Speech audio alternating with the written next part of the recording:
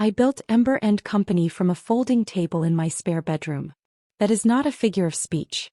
In the spring of my 25th year I had $3,200 in a checking account, a commercial baking license I'd spent 4 months qualifying for, and a folding table I'd dragged up 3 flights of stairs by myself. I made specialty cakes, wedding tiers, corporate events, custom orders, and I sold them out of that apartment for 11 months before I could afford to rent a shared kitchen.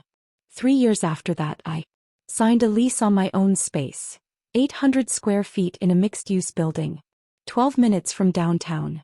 I hired my first employee the following month. Her name was Rosa and she cried when I told her she had health insurance. By the time I turned 31, Ember and Company had a 6-month waiting list, 3 full-time staff, a wholesale account with 2 hotel groups, and a net revenue of $340,000 for the fiscal year.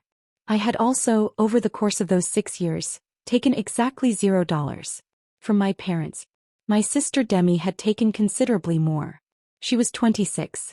She was beautiful and magnetic and had the specific talent of making every room feel like it had been waiting for her to arrive. She had tried in the years since graduating a succession of ventures, an online boutique, a wellness coaching certificate, a period of content creation that had produced 17 posts and 4,000 followers, each of which my parents had funded without hesitation, and discussed at family dinners as though they were watching a star being born. None of them had lasted. None of them had been expected to last, I think, by anyone, except my parents. What my parents had always expected without ever quite saying it out loud, was that I would eventually share. That the thing I had built with my own hands and my own money and my own years of 6-day weeks would become at some point a family asset. That Ember and Company was not mine so much as it was mine for now, pending redistribution. I had sensed this the way you sense weather, not through a single sign but through the accumulation of small ones. The way my father talked about the business at family gatherings as though he had an ownership stake. The way my mother suggested twice that Demi might benefit from getting involved. The way Demi herself had started describing herself to people as being connected to a hospitality brand, which I had decided generously to find funny. I stopped finding it funny in October when my father called and told me he thought it was time for Demi to come on board in a real way. He meant as a co-owner. The phrase fair share. I told him I would think about it. I had no intention of thinking about it. Ember and Company was structured as a sole proprietorship with a single member. See, my name was on every document. There was nothing to redistribute without my signature. I should have said that plainly. Instead I said I would think about it, and my father heard what he wanted to hear.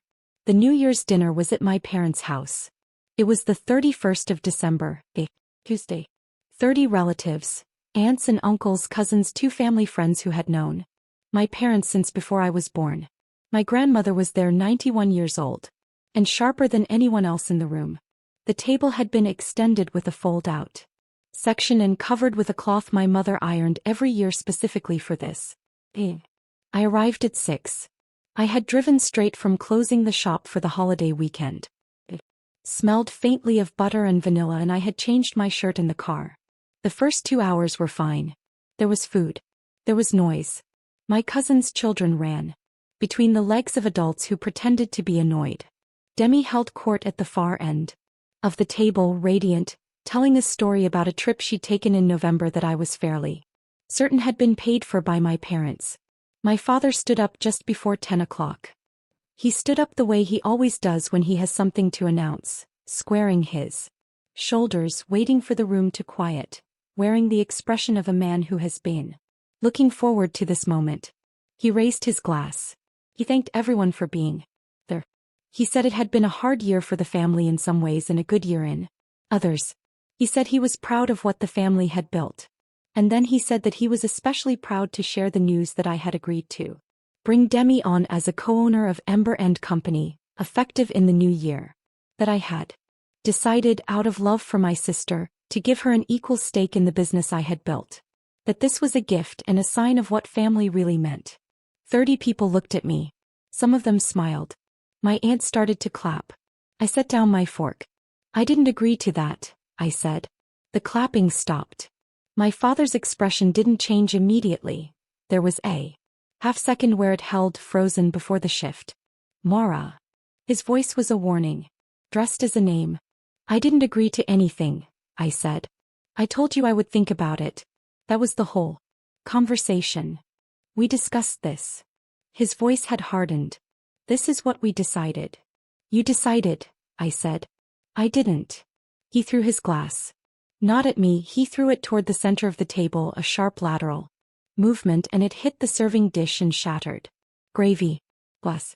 My grandmother's iron tablecloth. My aunt made a sound. 3 of the children went silent. Demi said, Mara, can we just... I picked up my phone. I had saved the contact 8 weeks earlier, after a conversation with my attorney that had left me with a specific unpleasant feeling I hadn't been able to name until now. The contact was labeled simply, Carol Huang, Notary.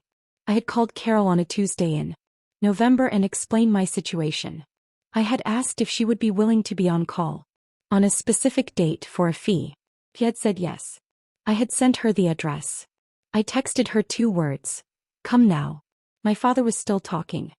He was using the word ungrateful. He was using the phrase, after everything we've done.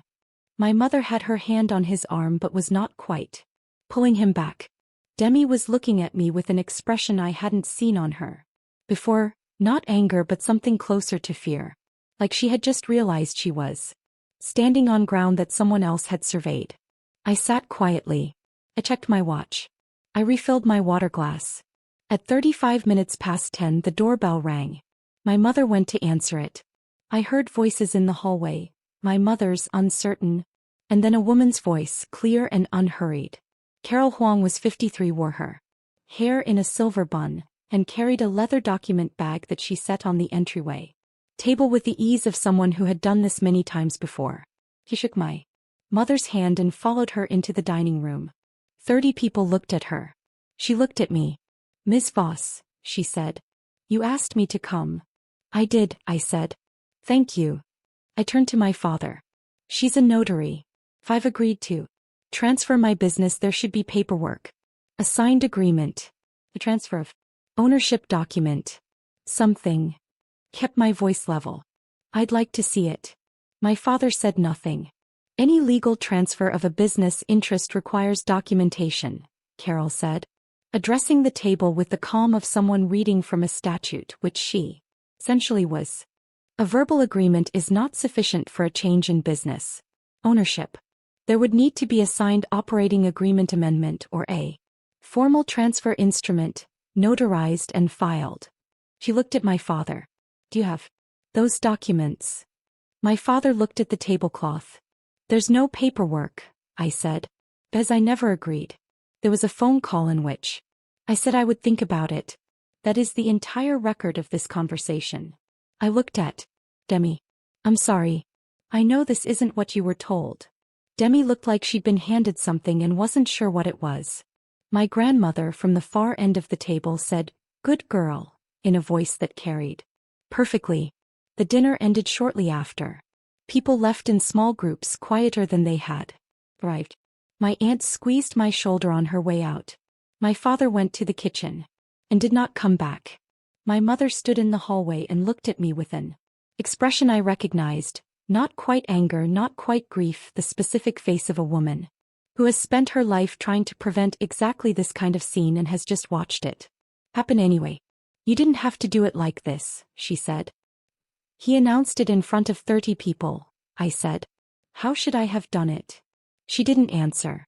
I thanked Carol, paid her fee and walked her to her car. On the way back up the front steps I stopped for a moment in the cold.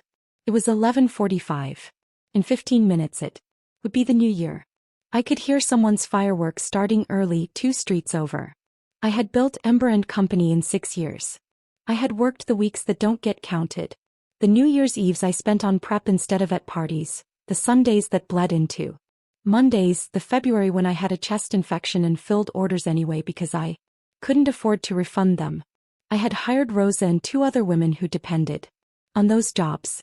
I had a wholesale contract I had negotiated myself line by line over 3 meetings. No one was going to sign any of that away. Not with a dinner announcement. Not with thrown glass. Not with the word family used as a lever. I called Rosa the next morning and told her what had happened. She was quiet for a moment and then she said, "Do we need to do anything legally?"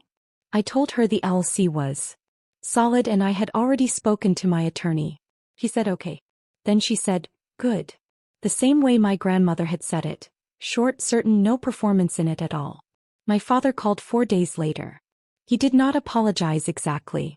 He said he had been under a lot of stress, that he thought this was what I wanted, that he had misread the situation. I told him I accepted that. I told him that Ember and Company was mine and would remain mine, and that if he wanted to discuss involving Demi in some minor capacity, a part-time role, a paid position, something real with a real job description, I was willing to have that conversation when things had settled. He said he would think about it. I recognized those words. I knew exactly what they meant. Demi texted me 2 weeks later. Not to apologize. I don't think she believed she owed one, and I'm not sure she did. What she texted was, "I didn't know he was going to do that." I believed her. I texted back, "I know. We haven't talked much since. Maybe we will. The distance between us is old and complicated and not fully explained by one dinner. What I know is this. Ember and Company still has a 6-month waiting list. Rosa got a raise in February. We took on a 4th employee in March. And in the records of my LLC, in the operating agreement, in the filings, in every notarized document that describes who built this business and who owns it, there is exactly one name. My